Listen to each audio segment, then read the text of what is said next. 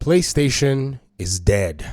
Man, sometimes gamers overreact. It's almost scary.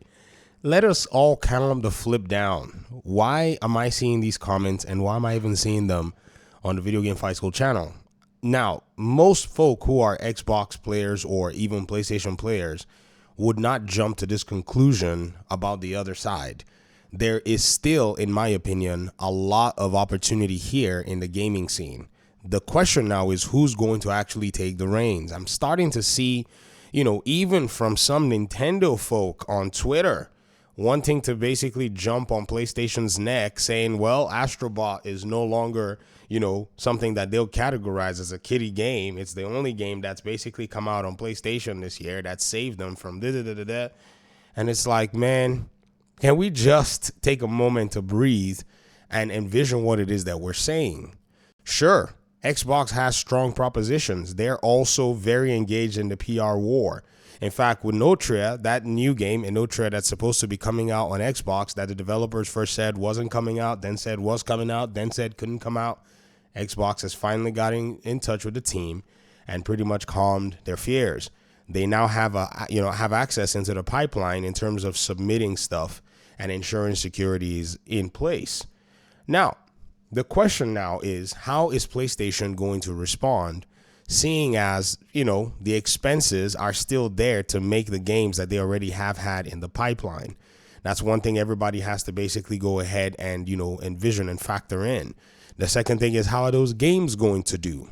Right now, believe it or not, as much as it's something that I never want to dial into or engage in, a lot of PlayStation fans are talking about how PlayStation's quality has moved from basically providing games to moving into social political commentary.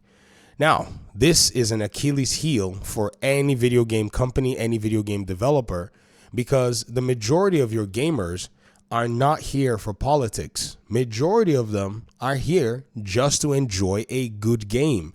You see, gaming is very different in the way that we experience it. There's a tactile, audio, visual, cerebral, it just engages you more. And it really helps for you to be able to kind of like engage with entertainment in a different way that TV shows can't do it. In fact, just a few hours ago, I decided, I haven't finished beating the Telltale Batman series. And I decided to go back and start playing it. And it actually is a very different experience. Even though it's a QTE fest, it's still different because the story is told like a saga, like this thing that's going on and on and on. But the fact that you have those inputs that you have to push or the options you have to select for the dialogue makes it a whole different experience. So that's what the gamer is there for. The gamer is not there for the game to preach to them. The gamer is not there for the game to, tell them exactly who they need to be, in a sense. That's not what a gamer is coming here for.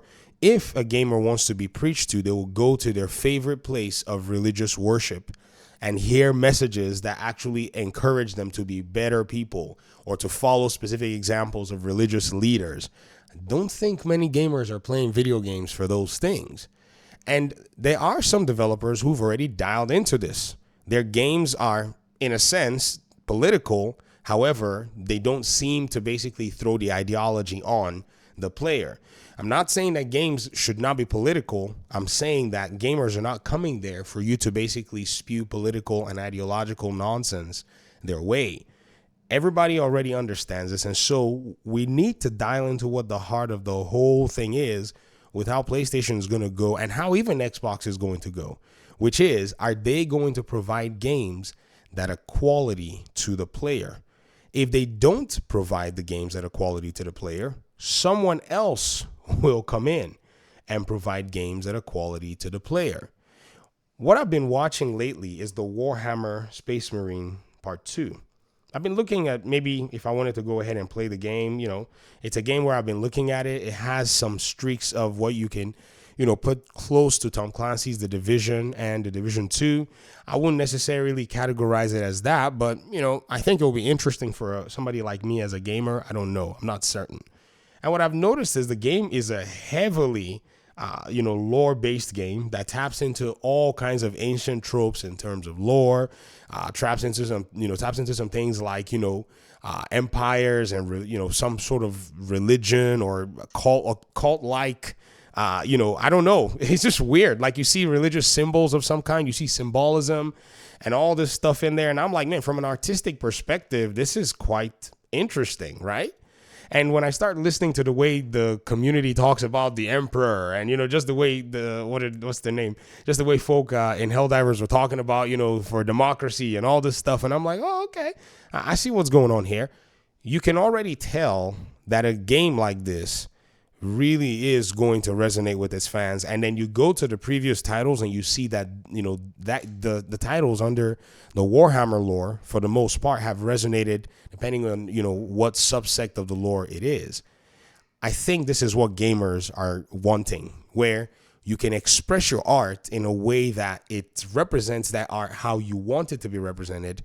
But at the same time, it doesn't breach, into having to lecture your players or breach into having to force things that your players are not necessarily concerned about, down into their faces. And this is a very interesting topic overall, to be very honest. But to be honest, I think at the same time, as much as it's interesting, it's a distraction. But guess what? In many cases, the developers have added the distractions to their games and so has basically triggered, conversations that probably did not need to be had around and surrounding their games. And these things have affected sales. So I say in, pure art in this particular regard, maybe a different approach is to be taken creatively. And the creatives, they know what direction they need to go. They know how far they need to push. They know what they need to make modifications for. They know exactly what it is that their games are lacking. So the conversation about saying PlayStation is dead or Xbox is dead, I think in this time right now, maybe you can point out the concerns, but to go ahead and throw a sweeping and blanket statement like that is always really callous, in my opinion. It's kind of careless. I think it really does throw away the conversation, because as much as I'll tell you that PlayStation basically, doesn't provide value, and they put me in a path where I'm just like, I'm going to call out all the nonsense they're doing.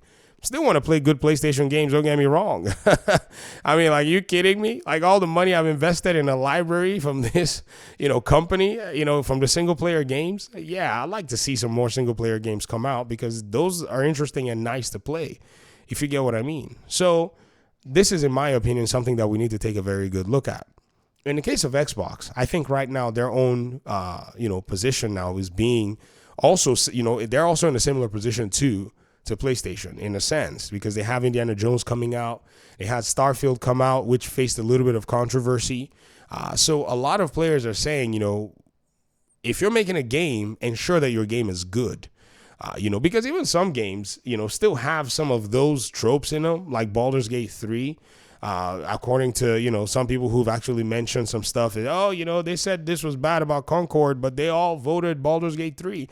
But Baldur's Gate 3 ended up being still a good game. Like, if you kind of, when you kind of narrow it all down and you kind of still, filter it to its core particles, you'll find out that, deep inside of the heart of Baldur's Gate 3, it was a good game. It really did do the job it came to do. It appealed to the audience it came to appeal to. And I think that needs to be primary, because if that happens, then developers can feel free to do whatever the heck it is that they want in their video games from a creative perspective. And, if you get what I mean. But still, though, be very wary, because the market is the market, So the market will still look at your game and say, what does your game have to offer that, somebody else doesn't already have? And I think that's where the biggest challenge is. And many developers right now are in a position where they're probably going to be looking very carefully, because the economy just is speaking differently. The times of prosperity, are now lean. We were enjoying a lot of prosperity in the last few years, where people were buying games, bro. Right after COVID, with all that money pumped into economies and, pumped into all kinds of different places, man, there was money to buy games. Now, it's not really that much in terms of, what games people are going to buy. People are going to be very financially savvy. And guess what? If they save their money to not buy your game, they're definitely going to buy someone else's game. And it seems like they're going to buy lots of copies of that person's game. I mean, have you seen the numbers? Have you guys seen the numbers right now for Space Marine Part 2? Early access has over 129 people concurrently in game for the early access from a snapshot that was taken, which is very impressive, to be very honest. The game hasn't launched yet. The game launches in 4 days, and there are already over 100,000 people concurrently playing, which I usually go by the 10% rule. Any amount you see concurrently is usually, in my opinion, around 10% of the player base. That's my rule I go with. So this game may have already shipped over 1 million copies just like that. That's crazy, man. These companies that are making these games, they need to take a good look at what Focus Interactive is doing. I've been talking about Focus for a while, though. I mean, I think they're a giant, just a sleeping giant waiting to explode, to be very honest. And we're going to see them. The more they keep going, the more they keep prioritizing these games, man, I think it's going to really work out in their favor.